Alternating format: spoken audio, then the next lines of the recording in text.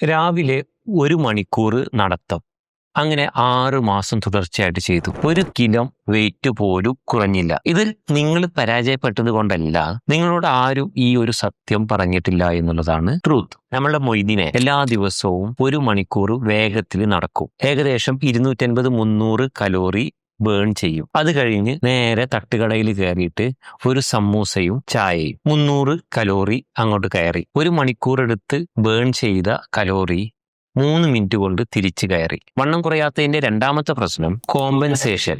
അതായത് എക്സസൈസ് കഴിഞ്ഞാൽ നമുക്ക് വിശപ്പ് കൂടും. നമ്മൾ അറിയാതെ കൂടുതൽ കഴിച്ചുകൊണ്ടിരിക്കും. ഞാൻ ജിമ്മിൽ പോയതല്ലേ എന്ന് ന്യായം പറയും. മൂന്നാമത്തെ പ്രശ്നം കൺസ്ട്രൈൻഡ് എനർജി ലെവൽ.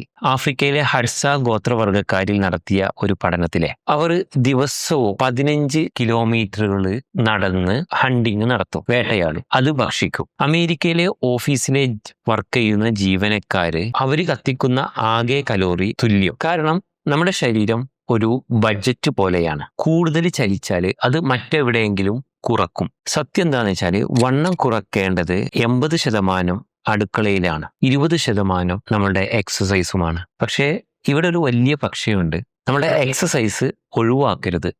കാരണം ഒന്ന്, നമ്മളുടെ വെയിറ്റ് നിലനിർത്താൻ എക്സസൈസ് ആവശ്യമാണ്. നാഷണൽ വെയിറ്റ് കൺട്രോൾ രജിസ്റ്ററിയിൽ 5 വർഷത്തിലധികം ഒരേ വെയിറ്റ് നിലനിർത്തിയവരെ കുറിച്ച് പഠനം നടത്തി. ഏകദേശം 10,000 പേരിലാണ് ആ പഠനം നടത്തിയത്. അതിൽ 90% ആളുകളും 1 മണിക്കൂർ റെഗുലർ എക്സസൈസ് ചെയ്തിട്ടുണ്ടായിരുന്നു. ഈ എക്സസൈസ് ചെയ്തത് ശരീരഭാരം കുറക്കാനല്ല, അത് നിലനിർത്താനായിരുന്നു. രണ്ടാമത്തത് പേശി സംരക്ഷിക്കലാണ്.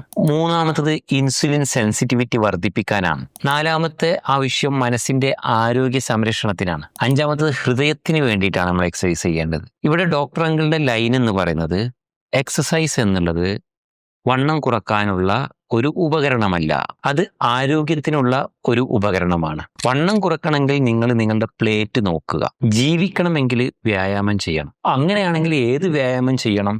നടത്തമാണോ? ഇല്ല, അത് ഞാൻ നാളെ പറഞ്ഞു തരാം. എന്തുകൊണ്ട് നടത്തം മാത്രം ചെയ്താൽ നിങ്ങൾ സ്കിന്നി ഫാറ്റ് ആകും? അപ്പോൾ എക്സസൈസിന്റെ പ്രാധാന്യം മനസ്സിലായല്ലോ.